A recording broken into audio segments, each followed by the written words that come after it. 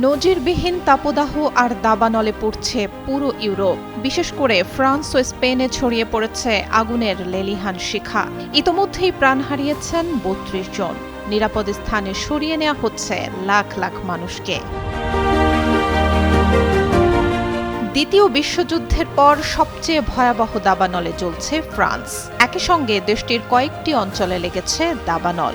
দক্ষিণ পশ্চিমাঞ্চলের শহর বোর্দোর দোরগোড়ায় পৌঁছে গেছে আগুন। পরিস্থিতি আরও খারাপ হতে পারে বলে সতর্ক করেছেন বোর্দোর মেয়র থমাস কাজেনাভ। এই পর্যন্ত ২,২০,০০০-এর বেশি মানুষকে নিরাপদ স্থানে সরিয়ে নেওয়া হয়েছে বলে জানান তিনি। একই সঙ্গে জ্বলছে দেশটির জিরোন্দ, ভার ও লদ অঞ্চল সহ কোর্সিকা দ্বীপের তোহকোর্স এলাকাও। AKS অর্জন করল গিনেস ওয়ার্ল্ড রেকর্ডস। AKS শুধু জিরোন্দ অঞ্চলেই পুড়ে গেছে প্রায় ৪২,০০০ হেক্টর জমি ও ২৪০টি ঘরবাড়ি। রেকর্ড তাপপ্রবাহ আর প্রতি মুহূর্তে দিক পরিবর্তন করা দমকা হাওয়ায় আগুন নিয়ন্ত্রণে আনতে হিমশিম খাচ্ছে দেশটির ফায়ার সার্ভিস। ক্ষতিগ্রস্ত এলাকা পরিদর্শন করেছেন ফ্রান্সের প্রেসিডেন্ট ইমানুয়েল ম্যাক্রো। বলেন, দ্বিতীয় বিশ্বযুদ্ধের পর এটিই দেশের সবচেয়ে ভয়াবহ দাবানল। তাপমাত্রা ও বাতাসের কারণে পরিস্থিতি আরও ঝুঁকিপূর্ণ হয়ে উঠছে। স্বস্তির নিঃশ্বাস নেয়ার সুযোগ নেই।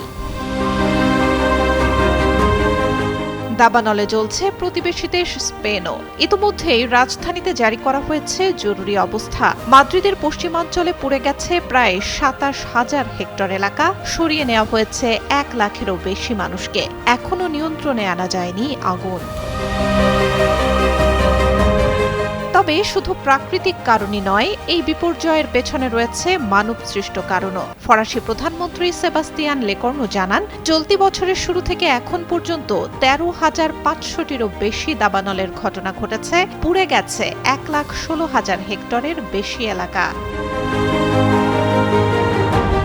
লেকর্নুর মতে, বেশিরভাগ দাবানলই ঘটে মানুষের অসাবধানতার কারণে। আবার সব আগুনই দুর্ঘটনাজনিত নয়। প্রতি ১০টি দাবানলের মধ্যে ৯টি ইচ্ছাকৃতভাবে লাগানো আগুন, যেমন ফেলে দেয়া জ্বলন্ত সিগারেট বা বারবিকিউ করার সময় অসাবধানতা।